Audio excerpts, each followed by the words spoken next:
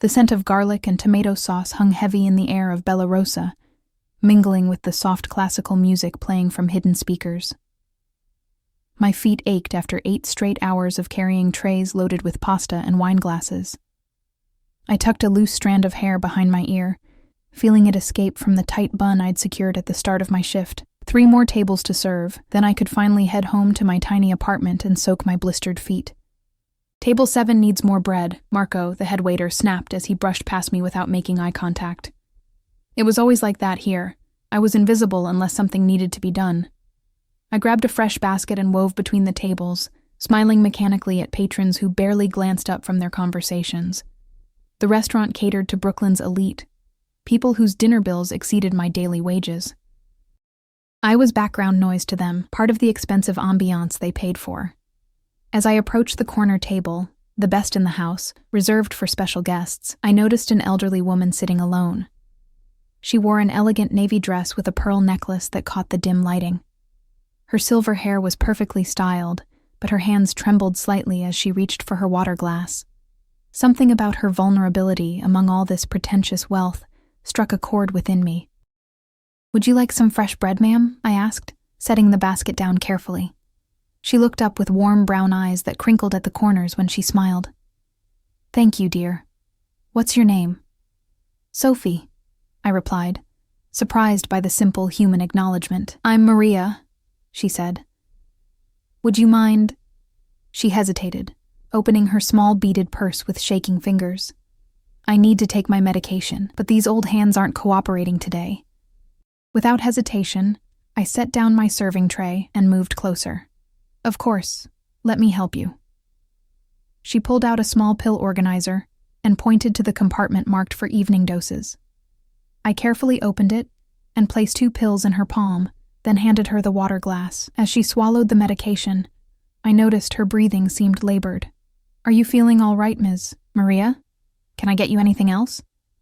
"Just some company for a moment if you're not too busy," she said, patting the empty chair beside her. "My son is running late, and dining alone is such a dreary affair." I glanced around nervously. Marco would have a fit if he saw me sitting with a customer, but something in Maria's eyes made it impossible to refuse. I perched on the edge of the chair, ready to spring up if my manager appeared. "You're very kind," Maria said, her Italian accent becoming more pronounced. "Not many young people today would take the time." "My grandmother raised me," I explained. "She taught me to respect my elders. A wise woman, your grandmother." Maria nodded approvingly. "Are you in school, Sophie?" "I was studying nursing, but had to take a break." I didn't elaborate on how my grandmother's medical bills had drained my savings, forcing me to drop out and work 2 jobs. How I'd been 1 semester away from completing my degree when everything fell apart. Maria seemed to read between the lines. Life has a way of interrupting our plans, doesn't it? But the right path finds us eventually. The restaurant doors swung open then, and the atmosphere shifted instantly. Conversations quieted. Silverware stopped clinking against plates. Even Marco, who had been berating a busboy, fell silent and straightened his posture.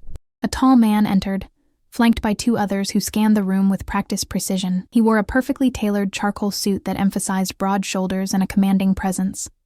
His dark hair was styled impeccably, with silver threads at the temples that only enhanced his aura of authority. A heavy gold watch glinted at his wrist as he adjusted his cufflinks. My heart raced as I recognized him from newspaper articles and whispered rumors. Antonio Russo, the most powerful man in Brooklyn's Italian community, legitimate businessman on paper, but everyone knew his real influence extended far beyond his imported olive oil empire. "I should get back to work," I whispered to Maria, suddenly feeling exposed, but it was too late. Antonio's eyes had already locked onto our table. His expression was unreadable as he approached with measured steps, his security detail hanging back just far enough to give the illusion of privacy. "Mama," he said, kissing Maria on both cheeks. His voice was surprisingly soft, with the same melodic Italian accent as his mother's, but deeper, more controlled. "I apologize for my tardiness." "Antonio, this is Sophie," Maria said, gesturing toward me. "She's been keeping me company and helped me with my medication." I stood quickly, nearly knocking over the chair in my haste. "I was just—" Antonio's gaze cut through me like a physical force. Up close, I could see his eyes were almost black, framed by thick lashes, revealing nothing of his thoughts. A small scar bisected his left eyebrow, the only imperfection in his otherwise flawless face. He smelled of expensive cologne and something more primal: power. "You helped my mother?" he asked, each word precisely measured. I nodded, unable to find my voice under his scrutiny. The room seemed to have shrunk, the air growing thinner. "She was very kind, Antonio," Maria interjected. My hands were shaking, and she opened my pills for me. Then she stayed to keep me company while I waited for you. Something shifted in his expression, a softening so subtle I might have imagined it. "You have my gratitude," he said, reaching into his jacket pocket. "Oh no, please," I stammered, backing away slightly. It was nothing, really. His eyebrow arched slightly, and I realized my mistake. Men like Antonio Russo weren't accustomed to refusals. I'd stepped into a world where different rules applied. A world I knew nothing about. "Sophie!" Marco's sharp voice cut through the tension. He appeared at my side, his face pale as he recognized who I was speaking with. "I apologize for any disturbance, Mr. Russo." "No disturbance," Antonio replied coolly, his eyes never leaving my face. "Your waitress was assisting my mother." Marco's expression flickered between confusion and fear. "Of course. Sophie, table 9 needs their check." I nodded, grateful for the escape. "It was nice meeting you, Ms. Maria," I said, deliberately avoiding her son's intense gaze. As I turned to leave, I heard Antonio's voice again. "You just earned my respect, Sophie. That's worth more than money in this city." A shiver ran down my spine as I hurried away, feeling his eyes tracking my movement across the dining room. I didn't understand why such a simple act of kindness had captured the attention of the most dangerous man in Brooklyn, but something told me my life had just changed irrevocably. The rest of my shift passed in a blur. I kept glancing at the corner table where Antonio dined with his mother, their conversation animated but too quiet to overhear. Occasionally I caught him watching me, his expression contemplative. Each time our eyes met, I quickly looked away, pretending to be busy with other customers. When they finally left, Maria waved goodbye with a warm smile. Antonio nodded once in my direction, a gesture that somehow felt more significant than words. Marco rushed to the table afterward, and blanched when he saw the tip. Several $100 bills tucked under a wine glass. "He left this for you," Marco said grudgingly, handing me an envelope with my name written in elegant script. I waited until I was alone in the employee bathroom to open it. Inside was a business card, heavy stock, minimalist design, with only a name and number. On the back, a handwritten note. "My mother takes her heart medication at 8 p.m. daily. She enjoys company while she dines. The position pays well. A.R." My hands trembled as I stared at the card. Was he offering me a job? As what? His mother's companion? It seemed too simple, too legitimate for someone like him. There had to be more to it. Yet the thought of escaping this restaurant, of making enough money to perhaps return to school someday, was temptingly sweet. I slipped the card into my pocket, unsure what to do. The smart choice would be to throw it away, to stay far from the complicated world of the Russos. But as I walked home that night, past the shuttered storefronts and through the dimly lit streets of my neighborhood, I couldn't stop thinking about Maria's kind eyes and Antonio's penetrating gaze. My apartment felt especially small and empty when I arrived. The pipes clanged and the neighbor's television blared through the thin walls. I kicked off my shoes and collapsed onto my secondhand couch, massaging my aching feet. On the coffee table lay the final notice for my grandmother's hospital bills, the reason I worked doubles at the restaurant and weekend shifts at the convenience store. I pulled out Antonio's card again, running my finger over the embossed lettering. One phone call could change everything, but at what cost? My phone buzzed with a text from my landlord. "Rent increase starts next month, sorry." I stared at the ceiling, feeling the walls of my life closing in. Tomorrow I would make a decision. Tonight I just needed sleep. As I drifted off, Antonio's words echoed in my mind. "You just earned my respect." In his world, I suspected that meant something dangerous and valuable all at once. What I didn't know then was that by morning, the decision would no longer be mine to make. I woke to pounding on my door, harsh, insistent knocks that rattled the cheap wood in its frame. Sunlight streamed through my threadbare curtains, and a glance at my phone showed it was barely 7 a.m. Fear crawled up my spine as the knocking continued. "Who is it?" I called, my voice cracking with sleep and anxiety. "Delivery for Sophie Reeves," a gruff male voice answered. I hadn't ordered anything, and few people even knew my full name. Cautiously, I approached the door and peered through the peephole.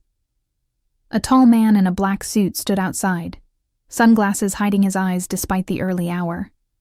Behind him, I could make out another similarly dressed figure. "I'm not expecting any packages," I said through the door. "From Mr. Russo," the man replied simply. My heart skipped. Antonio Russo. The business card felt like it was burning a hole in my wallet, even though I hadn't made the call. How did he know where I lived? Against my better judgment, I unlocked the door but kept the chain on, opening it just enough to see the man's impassive face. He held out a large white box tied with a silver ribbon. "Mr. Russo requests your presence for brunch at his residence. 11 o'clock, he stated. Not a question, but a command. The car will collect you at 10:30. "I have work at noon," I replied automatically, though it was a lie. Saturday was my day off from the restaurant. The man's expression didn't change. "Mr. Russo has spoken with your employer. You've been granted the weekend off." A chill ran through me. Antonio had already inserted himself into my life, rearranging it without my consent.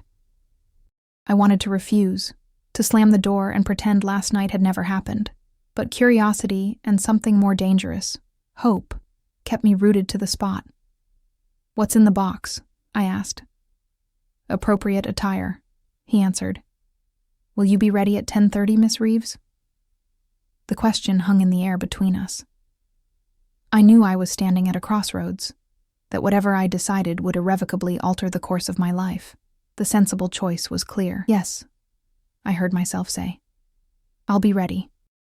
He nodded once, handed me the box through the gap in the door, and turned to leave without another word. I closed the door quickly, sliding down against it until I sat on the floor, the mysterious box in my lap. With trembling fingers, I untied the ribbon and lifted the lid. Inside, nestled in tissue paper, lay a dress the color of champagne. I pulled it out carefully, gasping at the weight of the material. Real silk, not the polyester blends I was accustomed to. Beneath it were matching shoes and a small velvet jewelry box containing pearl earrings that looked antique and impossibly valuable. A note card rested at the bottom, the same elegant handwriting as before. "For your brunch with Mama. She has requested your company specially. AR." I sat back against the door, staring at the gifts. They were beautiful, tasteful even, but the implicit message was clear. I wasn't acceptable as I was. The clothes I owned, mostly thrift store finds and fast fashion pieces, weren't good enough for the world I was about to step into. Rather than being offended, I felt an odd sense of relief. At least Antonio Russo was honest about the transaction taking place. He wanted something from me, companionship for his mother, perhaps more that remained unspoken, and he was willing to pay for it, starting with this dress. I showered quickly, trying to wash away my misgivings along with the lingering scent of restaurant grease in my hair. As I slipped the dress over my head, the silk caressed my skin like water. It fit perfectly, raising questions I didn't want to contemplate about how Antonio had obtained my measurements. The shoes, too, were exactly my size, the heels high enough to be elegant, but low enough that I could walk without stumbling. Looking in my bathroom mirror, I hardly recognized myself. The dress transformed my figure, the color warming my pale skin. With the pearl earrings and my hair swept up, I looked like I belonged in the world of Bella Rosa's patrons, rather than its staff. At precisely 10:30, my phone buzzed with a text. Car waiting outside. The black sedan idling at the curb looked wildly out of place in my neighborhood, drawing curious stares from the teenagers loitering on the corner and the old men playing chess at the bodega. The driver stepped out as I approached, opening the rear door with a slight bow. "Miss Reeves," he acknowledged, his expression as neutral as the man who had delivered the box. The car's interior smelled of leather and subtle cologne. As we pulled away from the curb, I watched my neighborhood recede through the tinted windows, feeling like I was leaving more than just a physical location behind. We drove through Brooklyn, crossing into areas I rarely visited. Neighborhoods where trees lined the streets and brownstones stood tall and well-maintained. Finally, we turned onto a private drive flanked by an imposing iron gate that swung open at our approach. The Russo residence was a stately mansion set back from the road, surrounded by manicured gardens. It wasn't ostentatious, but rather spoke of old money and understated power. A fountain bubbled in the circular driveway where the car came to a stop. Before I could reach for the door handle, it opened from outside. A middle-aged woman in a simple black dress stood waiting, her silver-streaked hair pulled back in a severe bun. "Miss Reeves," she said with a slight Italian accent. "I'm Francesca, the housekeeper. Please follow me. Signora Russo is waiting in the garden." I followed her through a marble-floored foyer where Renaissance paintings hung on paneled walls, past rooms glimpsed through open doors. A library with leather-bound books. A formal dining room with a chandelier that caught the morning light. The house was beautiful, but felt lived in, not like a museum. Francesca led me through French doors that opened onto a stone patio surrounded by roses in full bloom. Maria sat at a glass-topped table beneath a pergola draped with wisteria, looking even more elegant than she had in the restaurant. She wore a light blue dress and a wide-brimmed hat that shaded her face from the morning sun. "Sophie!" she exclaimed, her face lighting up. "How lovely to see you again. The dress is perfect, isn't it? I helped Antonio choose it." My tension eased slightly at her warm welcome. "It's beautiful, Ms. Maria. Thank you. I feel like Cinderella." She laughed, the sound musical and genuine. "Come, sit. And please call me Maria. We're going to be friends, I can tell." She gestured to the chair across from her. "Antonio will join us shortly. Business calls, always business." A server appeared silently, pouring coffee into delicate china cups. The table was set with pastries, fruit, and various dishes I didn't recognize, a far cry from my usual breakfast of yogurt eaten standing over the kitchen sink. "I hope you don't mind that we invited you on such short notice," Maria said, adding sugar to her coffee. "After meeting you yesterday, I told Antonio I wanted you as my companion. My health isn't what it used to be, and my son worries when I'm alone." "Your companion?" I asked, trying to understand what exactly was being proposed. "Yes, dear. To accompany me to lunches, the opera, shopping, to help with my medication when my arthritis flares up." She waved her slightly gnarled hands. "Antonio has been looking for someone suitable for months, but I've refused them all. Too stiff, too obsequious." She leaned forward conspiratorially. "Most of them just wanted access to my son. But you helped me before you knew who I was. That speaks to your character." I sipped my coffee, unsure how to respond. The offer seemed innocent enough on the surface, but I wasn't naive. Nothing involving the Russo family could be as simple as it appeared. "I'm not sure I'm qualified," I said carefully. "I was studying nursing, but I didn't finish my degree." "All the better," Maria replied. "Some medical knowledge would be useful. And Antonio mentioned you're between opportunities right now." Again, I wondered how much Antonio knew about me and how he'd obtained that information. The thought should have frightened me more than it did.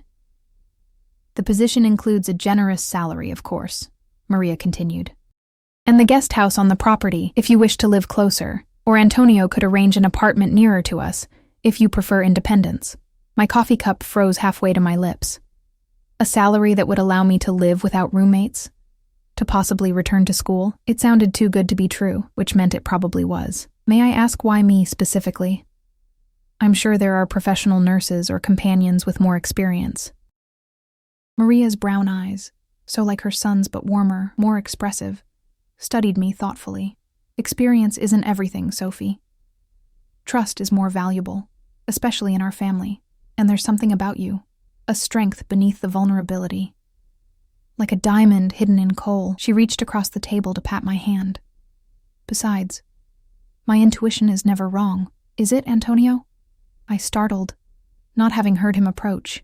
Antonio stood at the entrance to the pergola, watching us with that same inscrutable expression. Today he wore a light gray suit that fit him perfectly, no tie. The top buttons of his shirt undone in a casual display that somehow made him look even more dangerous. "Never, Mama," he agreed, crossing to kiss her cheek before taking the seat between us. His eyes swept over me, noting the dress, the earrings, my upswept hair. Something like satisfaction flickered across his features. "Sophie, I'm glad you accepted our invitation." Up close, in daylight, I could see more details I'd missed in the dimly lit restaurant. The faint lines at the corners of his eyes that suggested he smiled more than I'd witnessed. The way his hands, though manicured, bore calluses that hinted at work beyond boardrooms. The subtle, almost imperceptible movement of his eyes as he continually scanned our surroundings, always alert, always watching. "Thank you for the clothes," I said, finding my voice. "But I'm still not sure what exactly you're offering me." A ghost of a smile touched his lips. "Direct. I appreciate that." He nodded to the server, who immediately poured him coffee and then disappeared. "What we're offering is exactly as my mother described, a position as her companion, with compensation that reflects the importance of her care." "And the catch?" I asked, surprising myself with my boldness. Maria chuckled, but Antonio's expression grew serious. "The catch, as you put it, is discretion. Our family values privacy. You would see and hear things that must remain within these walls." He leaned forward slightly. "You would be entering our world, Sophie. It's different from yours. There are rules, expectations."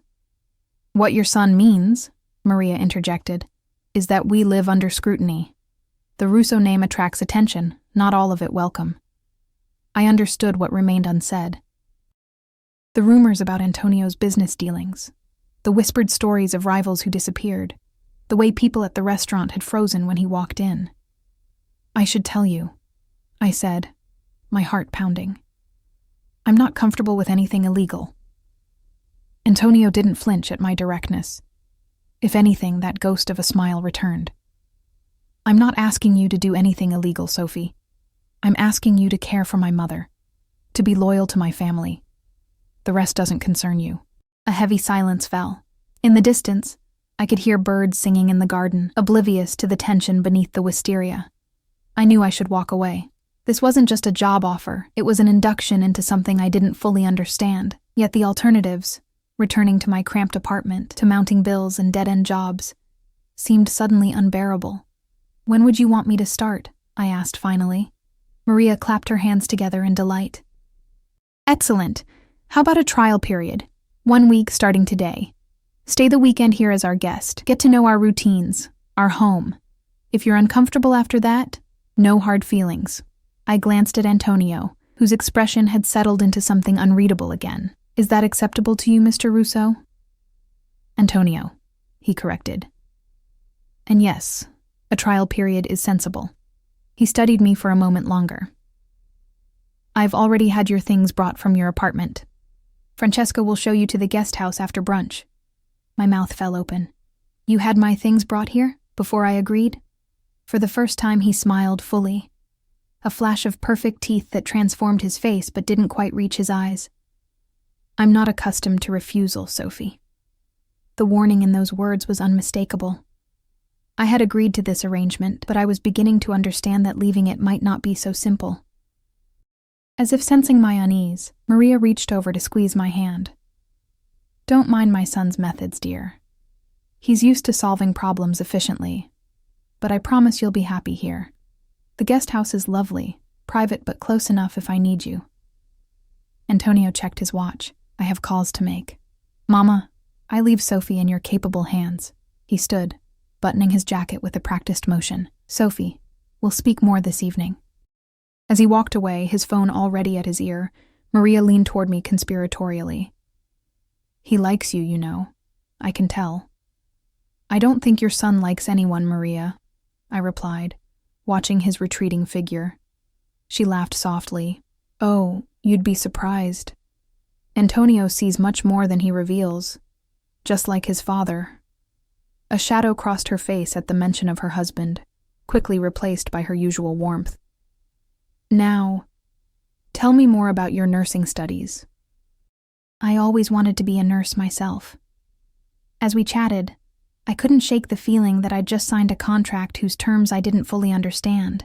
The garden was beautiful, the food exquisite, Maria's company delightful, yet beneath it all ran an undercurrent of something dangerous. I had stepped into Antonio Russo's world now, and some instinct told me that leaving it wouldn't be as simple as packing my bags and walking away. What I didn't know yet was just how right that instinct would prove to be. The guest house exceeded every expectation. What Maria had modestly called a guest house was in reality a charming cottage that could have been featured in an architectural magazine. Set at the edge of the property near a small ornamental pond, it offered privacy while remaining within sight of the main house. Inside, I found a spacious living area with a fireplace, a fully equipped kitchen, and a bedroom with the most comfortable-looking bed I'd ever seen. Floor-to-ceiling windows offered views of the garden, flooding the space with natural light. Fresh flowers adorned every room, their sweet scent mingling with the clean smell of polished wood. My belongings had indeed been brought over, though they looked pathetically out of place in these elegant surroundings. My worn novels stacked neatly on an antique side table, my threadbare towels folded in a pristine bathroom larger than my entire apartment kitchen.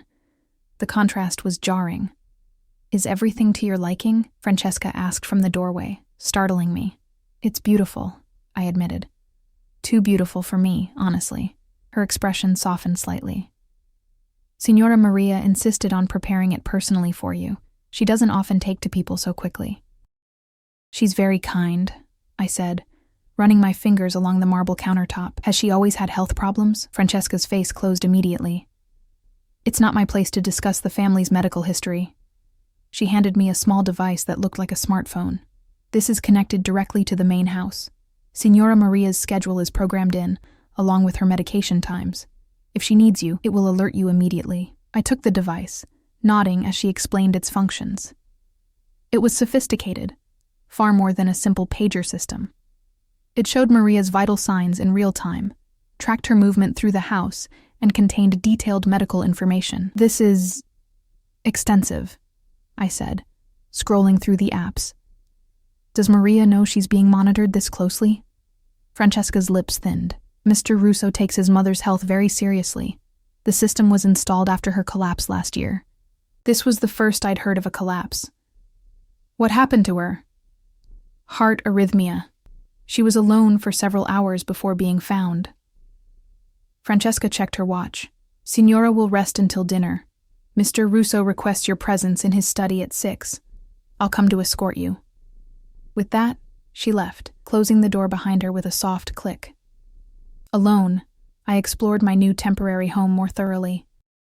The closet was already half filled with clothes in my size, casual wear, dresses, even workout attire, all with designer labels I'd only seen in magazines.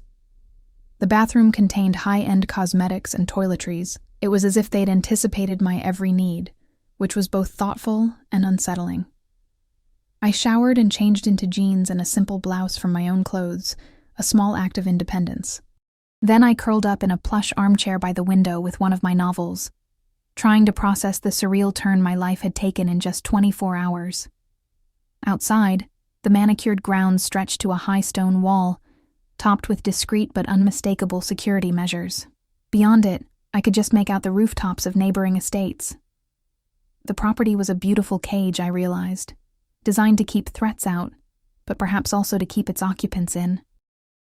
At precisely 6 o'clock, Francesca knocked on my door. She led me back to the main house, through corridors I hadn't seen that morning, until we reached a heavy wooden door. She knocked once, then left me standing alone when a deep voice called, "Enter." Taking a deep breath, I pushed the door open. Antonio's study was exactly what I might have imagined for a man like him. Walls lined with bookshelves, a massive desk of dark wood, leather furniture in deep browns and burgundies. A fire crackled in a stone fireplace, despite the mild evening, casting dancing shadows across the room. Antonio stood with his back to me, gazing out a window that overlooked the front gates. He'd changed into more casual attire. Dark slacks and a crisp white shirt with the sleeves rolled up, revealing strong forearms dusted with dark hair. Without turning, he said, "Close the door behind you, Sophie."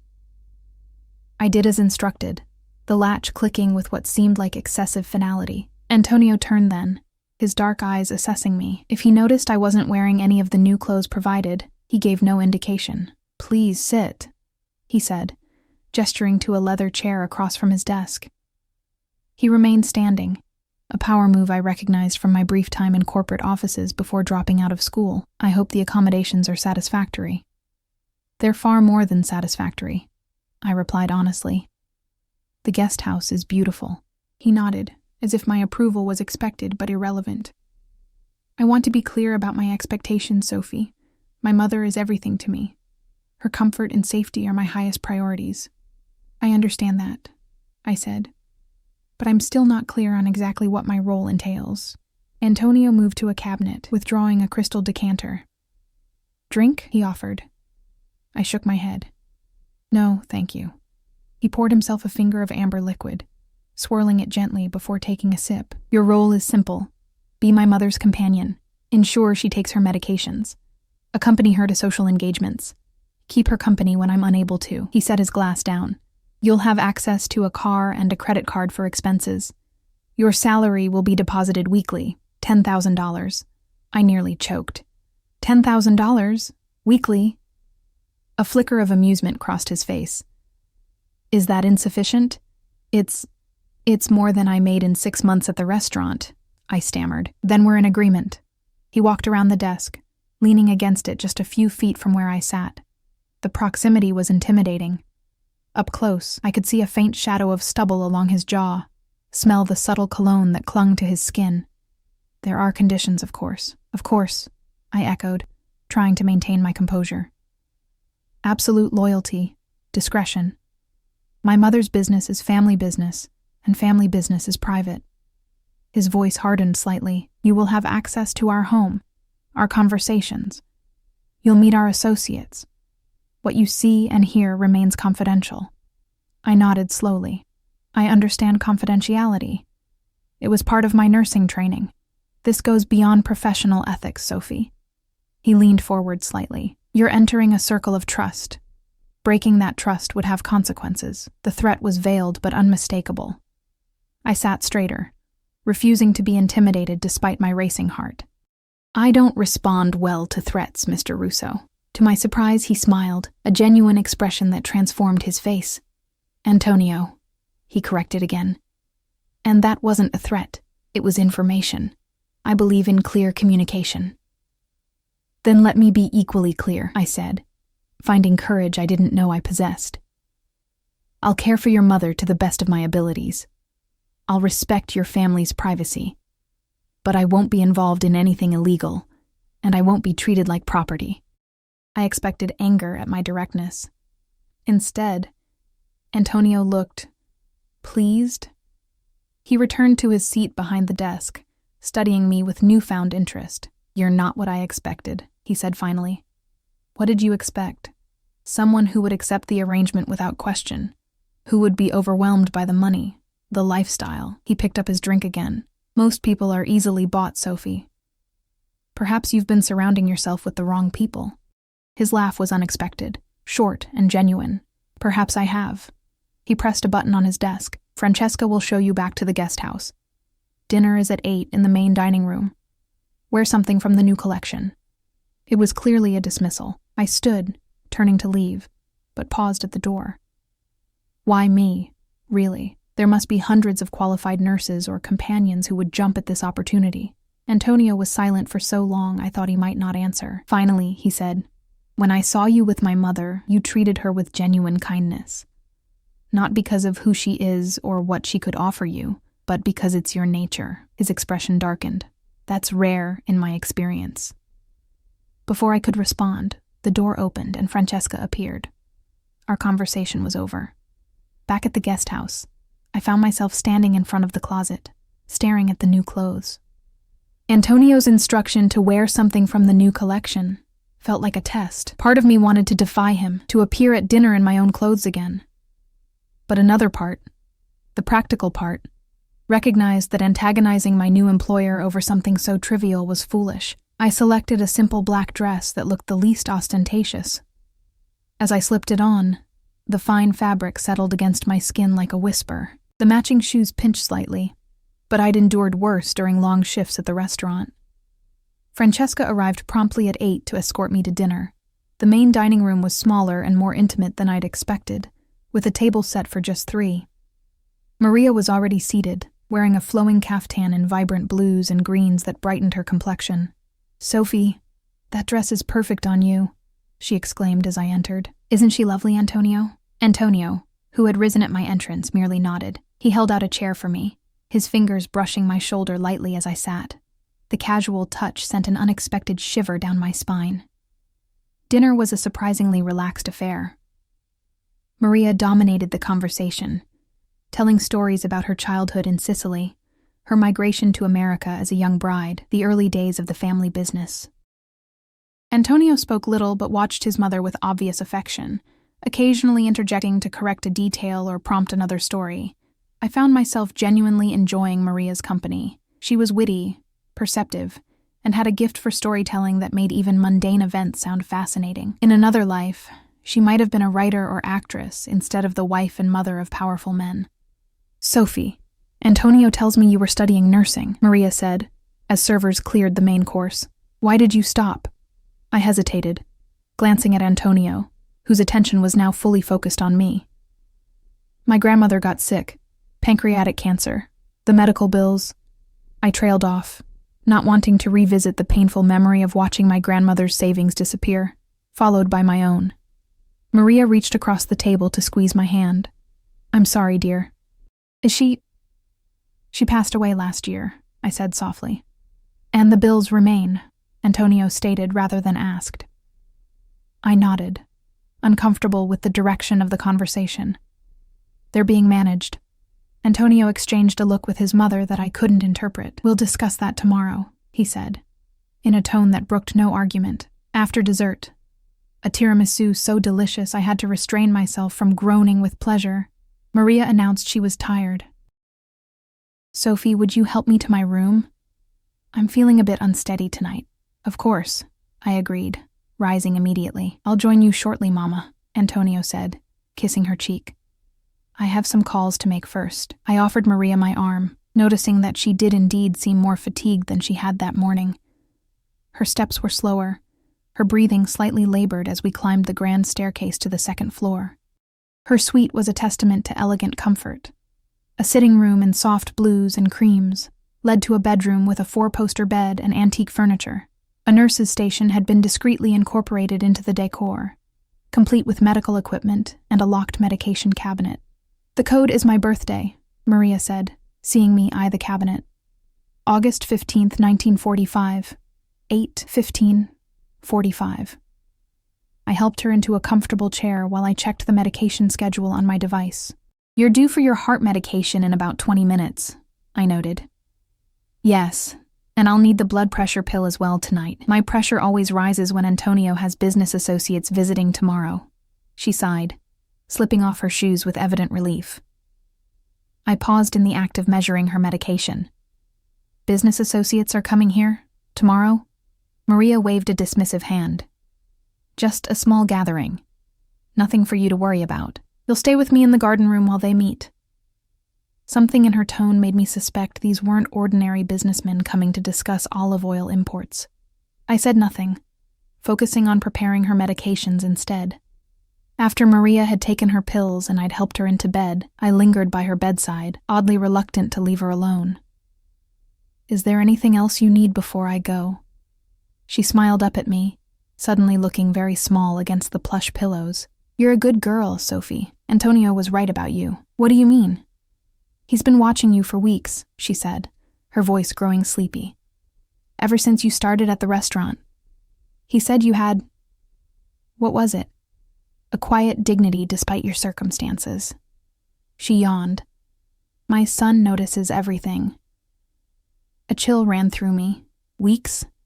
He'd been watching me for weeks before our supposed chance encounter. Before I could question her further, a soft knock came at the door. Antonio entered, his expression softening as he saw his mother already half asleep. "How is she?" he asked quietly. "Tired, but her vitals are stable," I replied, professional mode engaging automatically, all medications administered on schedule. He nodded approvingly. You can go. I'll sit with her for a while. I moved toward the door, then paused. Your mother mentioned you've been watching me for weeks, before we met at the restaurant. Antonio's eyes narrowed slightly. My mother sometimes gets confused in the evenings. Does she? I held his gaze, refusing to back down, because she seemed very lucid to me. For a moment, tension crackled between us. Then Antonio sighed, gesturing for me to follow him into the hallway. Once the door closed behind us, he said, "Walk with me." We moved through the quiet house, our footsteps muffled by thick carpets. Antonio led me to a small sitting room, with French doors that opened onto a terrace overlooking the garden. The night air was cool, scented with roses and freshly cut grass. Yes, I knew who you were before that night, he admitted finally, leaning against the stone balustrade. I make it my business to know everyone who works in establishments I frequent. That doesn't explain why you were watching me specifically. He turned to face me, his expression unreadable in the dim light. 6 weeks ago, a young busboy dropped an entire tray of glasses near your section. Instead of leaving him to face the manager's wrath, you helped him clean up, then claimed responsibility for the accident yourself. I remembered the incident vaguely. The boy had been new, terrified of losing his job. It wasn't a big deal. It was to him. And it told me something important about your character. Antonio moved closer, his presence overwhelming in the confined space of the terrace. A week later, you gave your lunch to a homeless man outside the restaurant. The next day, you stayed 2 hours after your shift to cover for a waitress whose child was sick. You were having me followed, I realized, anger flaring. Observed, he corrected. I've been looking for someone for my mother for months. Someone with integrity, compassion, someone who couldn't be bought or intimidated. His lips curved in a humorless smile. The irony is, those qualities are precisely why you questioned the arrangement today. I crossed my arms, unsettled by how thoroughly he'd investigated me without my knowledge. So, the meeting at the restaurant, my helping your mother, it was all orchestrated? No, he said firmly. That was genuine. My mother really did need help with her medication. Your response confirmed what I already suspected, that you were the right person. He studied me for a moment. Are you angry? I'm disturbed, I admitted. It feels invasive. In my world, Sophie, information is survival. I don't apologize for being thorough. He stepped closer, close enough that I had to tilt my head up to maintain eye contact, but I am sorry if it distresses you. The apology, however qualified, surprised me. Something shifted in the air between us. The power dynamic tilting ever so slightly. For the first time, I felt like Antonio was seeing me as a person worthy of consideration, not just a useful tool for his mother's care. I should check on your mother once more before turning in, I said, uncomfortable with the intensity of his gaze, with my own conflicted feelings. Of course. He stepped back, allowing me space. One more thing, Sophie. I paused at the door. Yes? My associates tomorrow. Stay close to my mother at all times. Don't wander the house alone while they're here. His voice had taken on that hard edge again. It's important. The warning sent a shiver down my spine. Understood. As I walked back to the guest house under a star-filled sky, the beauty of the estate contrasted sharply with the undercurrent of danger I sensed. I was beginning to realize that working for the Russos meant navigating invisible boundaries, unspoken rules. One misstep could have consequences I couldn't foresee. Yet despite the risks, despite the unsettling knowledge that Antonio had been watching me for weeks, I felt oddly exhilarated. For the first time in months, perhaps years, I wasn't merely surviving. I was stepping into a new chapter, one filled with mystery and possibility. What I didn't know, as I settled into the luxurious bed in the guest house, was that tomorrow's gathering would force me to confront the true nature of the Russo family business and my place within it, far sooner than I'd anticipated. I woke to the sound of vehicles arriving, the crunch of tires on gravel, car doors slamming, male voices exchanging muted greetings. Glancing at my phone, I saw it was barely 7 a.m. These business associates kept early hours. My device pinged with a message. Breakfast in Signora's suite at 7:30. F. I dressed quickly in slacks and a blouse from the new wardrobe, practical but elegant. As I crossed the garden toward the main house, I noticed increased security. Men in dark suits positioned strategically around the property, earpieces visible. They watched me with expressionless faces as I passed. Francesca met me at a side entrance, her usual stern demeanor intensified. "Signora is having a difficult morning," she said, leading me through a back staircase I hadn't used before. "Her arthritis is flaring, and she's anxious about the gathering." Maria was propped up in bed when we entered her suite, looking pale and drawn. Her fingers were visibly swollen, and she winced as she tried to adjust her position. "Sophie, thank goodness," she said, attempting a smile that didn't reach her eyes. "I feel useless today. Everything hurts." I immediately switched to nurse mode, checking her vital signs and reviewing her medication chart. "Your blood pressure is elevated," I noted. "Have you taken your morning pills?" "I couldn't open the bottles," she admitted, gesturing to her gnarled hands. I prepared her medications, added a mild pain reliever after consulting her chart, and helped her take them with small sips of water. "Let's get you more comfortable," I said, adjusting her pillows and elevating her legs slightly. "Heat or ice for your hands?" "Heat, please. The warming mitts are in the bathroom cabinet." As I retrieved the therapeutic mitts and gently placed them on her hands, I asked casually, "Big meeting today?" Maria's eyes darted to Francesca, who was arranging breakfast on a small table. "Just some of Antonio's business partners. Quarterly discussions." She lowered her voice. "They make me nervous. Such serious men." Francesca excused herself to answer a knock at the door. When she returned, Antonio was with her. He looked immaculate as always in a charcoal suit, but the set of his jaw betrayed tension. His expression softened when he saw his mother. "Mama, you're not well," he said, crossing to kiss her forehead. "Just the arthritis, caro mio. Sophie is taking good care of me." She managed a stronger smile for her son. "Don't worry about me. Your guests are waiting." "They can wait," he said firmly. "I've put them in the East Wing study." He turned to me, his dark eyes assessing. "How is she really?" "Blood pressure is higher than ideal. Pain level seems moderate to severe. She needs rest and minimal stress today," I reported clinically, keeping my voice professional. He nodded once. "You'll stay with her in the garden room, as we discussed. Francesca will bring lunch there at noon." He leaned down to speak quietly to his mother in Italian, terms of endearment from his tone, though I couldn't understand the words. As he straightened, our eyes met briefly. Something unspoken passed between us. A shared concern for Maria, perhaps, or something more complex I couldn't define. Then his expression closed again, the business mask back in place. "I'll check on you later, Mama," he said, squeezing her shoulder gently before striding from the room. After breakfast, I helped Maria dress in a comfortable outfit and escorted her slowly to the garden room, a charming conservatory filled with exotic plants and comfortable seating.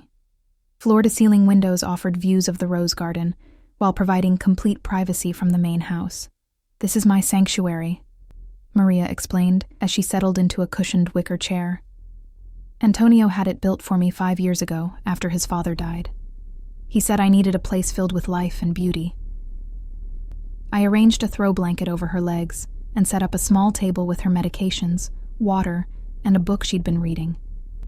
"It's beautiful. So peaceful." "Yes, and conveniently far from the East Wing," she said with a knowing look. "Antonio doesn't like me anywhere near his meetings. Protecting you from the boring business talk?" I suggested lightly. Maria's laugh was tinged with something darker. "My dear, we both know my son's business isn't always conducted in boardrooms with contracts and handshakes." She sighed, looking suddenly older. The Russo name wasn't always associated with olive oil imports and real estate. I sat across from her, uncertain how to respond. Part of me didn't want confirmation of what I already suspected about Antonio's activities. Plausible deniability seemed safer. "Tell me about your grandmother," Maria said, changing the subject. "The one who raised you." Grateful for the diversion, I described my grandmother's tiny house in Queens, her garden where she grew tomatoes and basil, her collection of romance novels that she read and reread until the pages fell out. How she'd worked 2 jobs after my parents' death in a car accident when I was 8. How she'd taught me to find beauty in small things. A perfect cup of coffee, the first crocuses in spring, the feeling of clean sheets after a long day. "She sounds like a remarkable woman," Maria said, her eyes soft with empathy. "She would be proud of you, Sophie." "I hope so," I replied, throat tightening unexpectedly. I promised her I'd finish nursing school, but after the bills, it seemed impossible. Maria reached for my hand, her arthritic fingers warm against mine. "Nothing is impossible with the right support. Antonio told me he's arranging to clear your grandmother's medical debt." I blinked, stunned. "He's what?" "It's already done, I believe. He made some calls this morning." She squeezed my hand. "Consider it a signing bonus." A complex mix of emotions washed over me. Gratitude, discomfort, suspicion. "That's incredibly generous, but no buts," Maria interrupted gently. "My son can be difficult, intimidating even, but he takes care of those he considers family." "I'm not family," I pointed out. "Not yet," she replied cryptically. "But you're under our protection now. That means something in our world." Before I could question her further, a commotion erupted from the direction of the main house. Raised voices, a crash, footsteps pounding on marble floors. Maria tensed, her face paling. "Lock the door," she whispered urgently. I moved quickly to secure the conservatory, my heart racing. Through the windows, I saw security personnel running toward the east wing, hands reaching inside their jackets. "What's happening?" I asked, moving back to Maria's side. "Business disagreements sometimes get heated," she said, her voice tight with worry. "It's nothing for you to—" The sound of a gunshot cracked through the air. Maria flinched, her hand flying to her chest. I immediately checked her pulse, rapid but steady, and reached for her medication. "No," she gasped, gripping my wrist with surprising strength. "No pills, just stay with me." More shouting, another crash. Then silence, heavy and ominous. We sat frozen, minutes stretching endlessly, until a sharp knock at the conservatory door made us both jump. "Signora, it's Francesca. Mr. Russo sent me to check on you." Maria nodded at me to open the door. Francesca entered, her usual composure slightly fractured. "Everything is fine," she said automatically. "Mr. Russo asks that you remain here until he comes for you." "Was that a gunshot?" I asked directly. Francesca's eyes flickered to Maria, then back to me. "A car backfiring. Nothing to concern yourself with." The obvious lie hung in the air. I didn't press further, focusing instead on Maria, whose color was slowly returning. I checked her blood pressure again, elevated but not dangerously so, and helped her sip some water. Nearly an hour passed before the conservatory door opened again. Antonio stood there, his suit jacket gone, shirt sleeves rolled up, a small cut visible on his cheekbone. His eyes immediately sought his mother. "Mama," he said, crossing to her in 3 long strides. "Are you all right?" "I'm fine, Antonio." She touched his face gently, examining the cut. "You're hurt." "It's nothing." He glanced at me. "Her vitals?" "Stable now," I reported. "Blood pressure elevated during the incident, but returning to baseline." He nodded, his gaze lingering on mine, searching for something. Judgment, perhaps, or fear. I kept my expression neutral, professional. Whatever had happened in that meeting, it wasn't my place to question it, not yet, anyway. "The house is clear," he said to his mother. "Our guests have departed." The subtle emphasis on departed sent a chill down my spine. I busied myself arranging Maria's medications, giving them a moment of privacy as they exchanged quiet words in Italian. "Sophie," Antonio said finally, "walk with me." It wasn't a request. I glanced at Maria, who nodded reassuringly. "Go, dear. I'll rest here a while longer." Antonio led me through the garden, away from the house, toward a small structure I hadn't noticed before. A stone gazebo nestled among ancient oak trees. The security personnel who had been so visible earlier had vanished, though I sensed they weren't far. Inside the gazebo, Antonio gestured for me to sit on a stone bench. He remained standing, his energy too intense to be contained. "What you heard earlier," he began. A car backfiring, I supplied, keeping my tone light. According to Francesca, his lips twitched, almost a smile. Yes, a car. He studied me intently. You're not naive, Sophie. You understand the nature of my business isn't always conventional. I chose my words carefully. I understand that your family operates by different rules than I'm accustomed to. And that doesn't frighten you, should it? He moved closer, his presence filling the small space. Most people would have run after hearing gunfire. You stayed with my mother, kept her calm, monitored her health. Why? The answer came easily, surprising me with its truth. Because that's my job now. Because she needed me. Antonio reached out, his fingers brushing a strand of hair from my face with unexpected gentleness. You're either very brave or very foolish. Perhaps both, I admitted, my pulse quickening at his touch. His dark eyes searched mine, and for a moment the mask slit, revealing something vulnerable, almost yearning. Then he stepped back, composure restored. My mother likes you, he said. She trusts you already. And you? Do you trust me, Antonio? He considered the question, head tilted slightly. I'm beginning to. That's not something I say lightly. In that moment, standing in the dappled sunlight of the gazebo, I realized I was crossing a line, moving deeper into the Russo world with every passing hour. The sensible part of me screamed to walk away, to return to my simple life of double shifts and mounting bills. But another part, a part I was only beginning to acknowledge, wanted to stay, to understand this complex, dangerous man and the power he wielded.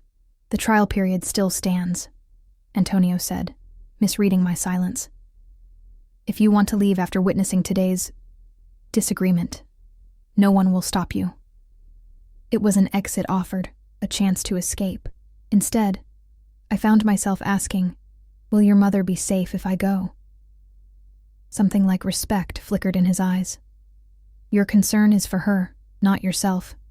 That's why you belong here, Sophie. He extended his hand, an invitation rather than a command.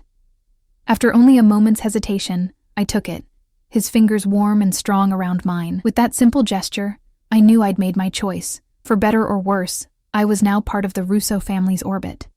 2 months passed with surprising swiftness. My days fell into a comfortable routine, mornings with Maria, helping with her medications and accompanying her to doctor appointments or social engagements. Afternoons spent reading in the garden, or assisting Francesca with household matters. Evenings often included dinner with both Russos, though Antonio was frequently absent, his business taking him away at unpredictable intervals.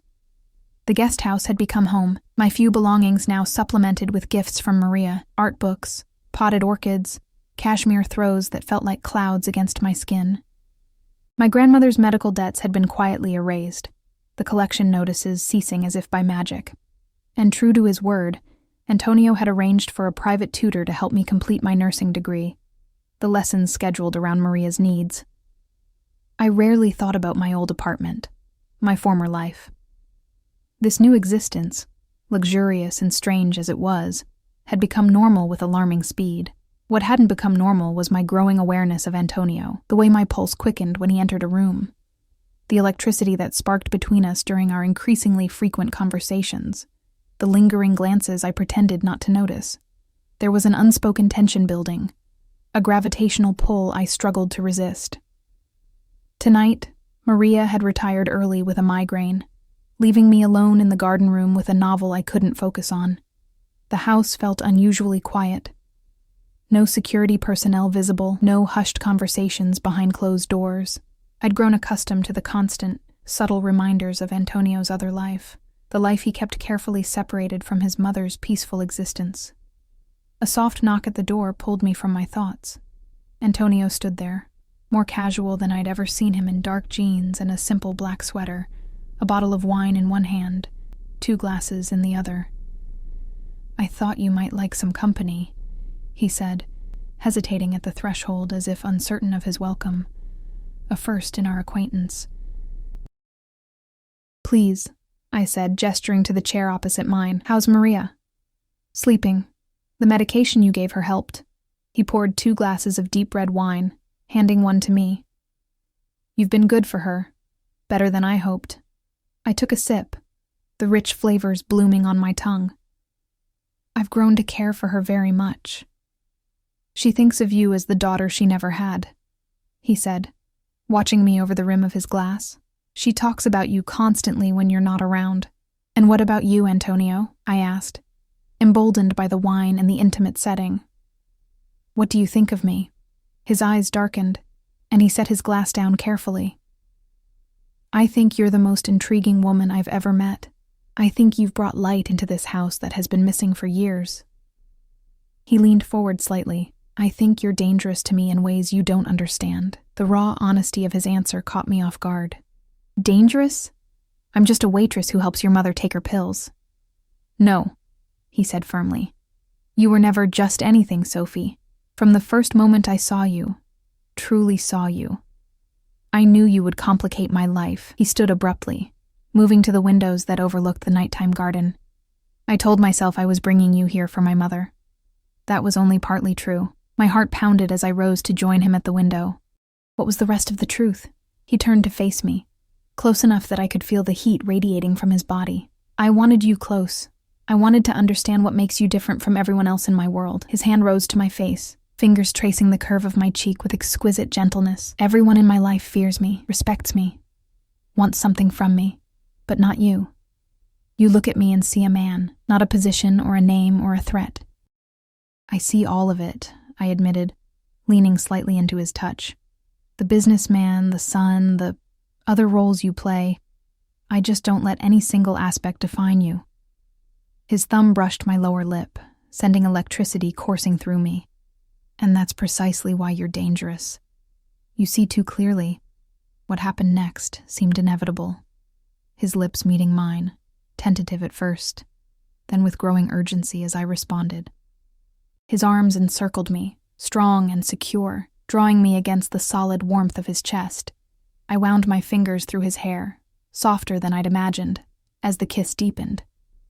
When we finally broke apart, both breathing heavily, I saw vulnerability in his eyes I'd never witnessed before. Sophie, he whispered, my name a question and a prayer. This complicates things, I said, my voice unsteady.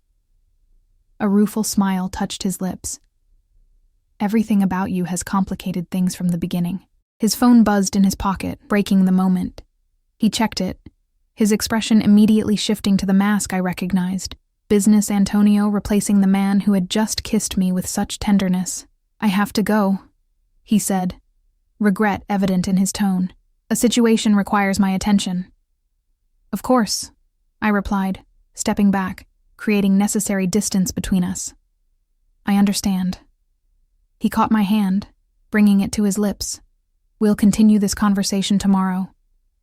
There are things we need to discuss. About us, about what this means. After he left, I remained in the garden room for a long time, touching my lips where I could still feel the pressure of his kiss, trying to process the seismic shift in our relationship. I wasn't naive enough to believe that loving Antonio Russo would be simple or safe. His world contained dangers I'd only glimpsed, boundaries and rules I was only beginning to understand. Yet as I finally made my way back to the guest house under a canopy of stars, I felt strangely at peace with whatever came next. In 2 months, I'd transformed from a struggling waitress to a woman who stood eye to eye with one of the most powerful men in Brooklyn. I wasn't the same person who had trembled at his approach in Bella Rosa. Dawn was breaking when an urgent knocking pulled me from sleep. I opened the door to find Francesca, her face pale with worry. "Come quickly," she said. Signora Maria collapsed in the bathroom. "Mr. Russo is with her, but he's asking for you." I dressed hastily and ran to the main house, heart pounding. Maria's bedroom was a flurry of activity. A doctor I recognized from previous house calls bent over her still form, Antonio standing rigidly nearby, his face a mask of controlled fear. "What happened?" I asked, moving immediately to check Maria's vital signs myself. "Heart arrhythmia," the doctor replied. "Severe. We need to get her to a hospital immediately." Antonio's eyes met mine, silently asking a question I understood immediately. "I'll go with her," I assured him. "I won't leave her side." Relief flickered across his face. "The car is ready. I'll follow as soon as I can." The next 12 hours passed in a blur of hospital corridors. whispered consultations with cardiologists, and anxious waiting. I stayed beside Maria's bed in the cardiac unit, monitoring every fluctuation in her condition, advocating fiercely when I felt the hospital staff weren't being attentive enough.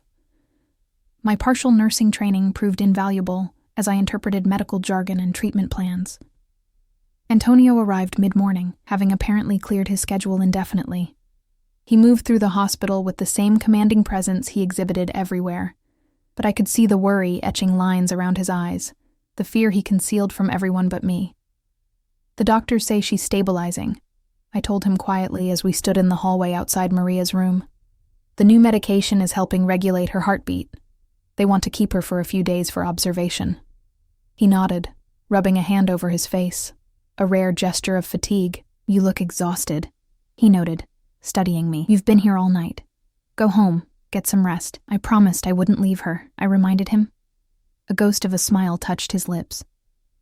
"Always keeping your word. One of many reasons He stopped himself, glancing around the public hallway. "We'll talk later. At least sit down, have some coffee. I'll stay with her." As the day progressed, Maria's condition improved steadily. By evening, she was awake and alert, though weak. Antonio had arranged for a private room with additional amenities, and the hospital staff treated us with an almost excessive deference that spoke volumes about his influence. "Both of you, stop hovering," Maria scolded weakly, as Antonio adjusted her pillows for the third time, and I checked her IV line again. "I'm not dying today." "Hush, Mama," Antonio said, his voice gentle but firm. "You scared years off my life. Let me fuss over you a little." She reached for his hand, then mine, bringing them together on the bedside. "My two protectors," she said, smiling tiredly. "So much alike in the ways that matter." I felt Antonio's fingers tighten around mine, a silent acknowledgement of the connection his mother had recognized long before we had. Something settled between us in that moment. An unspoken understanding, a shared purpose that transcended our complicated feelings. Later that night, with Maria sleeping peacefully and extra nurses stationed nearby, Antonio insisted I return to the house for proper rest. "The car is waiting," he said. "I'll stay tonight. We'll trade tomorrow." Too exhausted to argue, I allowed myself to be escorted to the familiar black sedan. To my surprise, Antonio walked me to the car, opening the door himself rather than leaving it to security. "Sophie," he said quietly, before I could get in. "Thank you isn't enough for what you did today. The doctor said your quick action, recognizing the symptoms and getting her help immediately." He paused, emotion making his voice rougher than usual. "You saved my mother's life. I was just doing my job," I replied, swaying slightly with fatigue. His hands settled on my shoulders, steadying me. "It's never been just a job to you. That's what makes you extraordinary." He brushed a gentle kiss across my forehead. "Go rest. We'll talk when this is behind us." The next 3 days established a new routine. Antonio and I taking shifts at the hospital, coordinating Maria's care, interfacing with doctors. We worked seamlessly together, our personal feelings set aside in service of her recovery. Yet even in that clinical setting, something had shifted between us. Casual touches lingered. Gazes held longer than necessary. The air seemed charged whenever we occupied the same space. On the 4th day, Maria was cleared to return home, with strict instructions for rest and medication management. Antonio had transformed the main floor guest suite into a temporary bedroom for her, eliminating the need for stairs during her recovery. As we settled her into the new space, surrounded by her favorite things brought down from her bedroom, Maria looked between us with shrewd eyes.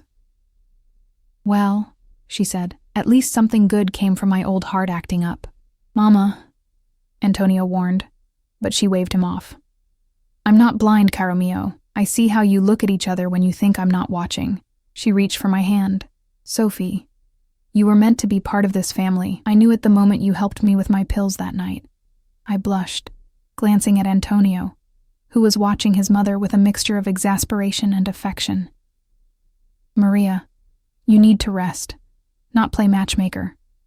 "Bah," she scoffed. "Life is too short for pretending." "My collapse should teach you both that much." She patted the bed beside her. "Antonio, bring me my jewelry box from the dresser." He complied, setting an ornate wooden box beside her. Maria opened it with slightly trembling fingers, removing a ring, an antique emerald surrounded by tiny diamonds set in platinum. "This was my mother's, and her mother's before her," she said, holding it out to me. "In our family, it passes to the woman who will carry the Russo name forward." I gasped, looking from the ring to Antonio, who appeared equally stunned. "Maria, I can't possibly—" "You can and you will," she insisted, "when the time is right. I'm not saying marry him tomorrow. Heaven knows my son needs time to get used to the idea of sharing his life properly. But someday." She pressed the ring into my palm, closing my fingers around it. "Keep it safe until then." Antonio moved to my side, his arm slipping around my waist. "Mama, you're getting ahead of things," he said, though his voice held more amusement than objection. "Am I?" she challenged. "Tell me you haven't thought about it." Instead of answering her, he turned to me, his expression serious. "Sophie came into our lives to help you, Mama. What happens next should be her choice, not something arranged by either of us." I looked up at him, touched by his respect for my autonomy, especially given his tendency to arrange things as he saw fit. "And if my choice is to stay?" I asked softly. "Not just as Maria's companion, but as something more?"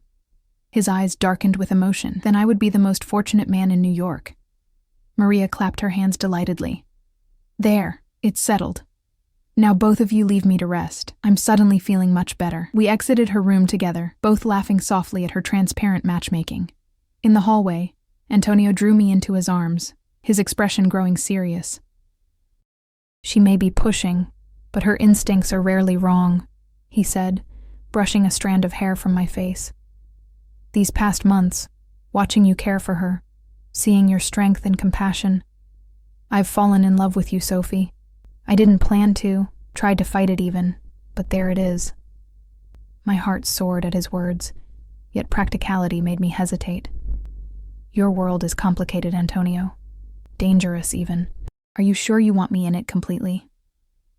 "My world is dangerous," he agreed, his hands framing my face. "But it's also full of loyalty, family, tradition, values I think you understand better than most." He rested his forehead against mine. "I can't promise you a normal life, but I can promise that you'll always be protected, always respected, always loved." In that moment, standing in the hallway of a house that had become my home, I knew my decision had been made long ago. Perhaps from the first moment our eyes met across the restaurant.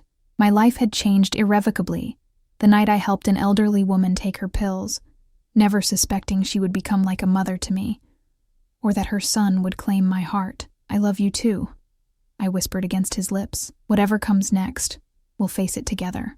As his mouth claimed mine in a kiss that sealed our future, I felt the weight of the emerald ring in my pocket, a promise of belonging, of family, of a life I'd never imagined but now couldn't picture living without. The waitress and the Mafia boss, an unlikely story perhaps, but now undeniably ours.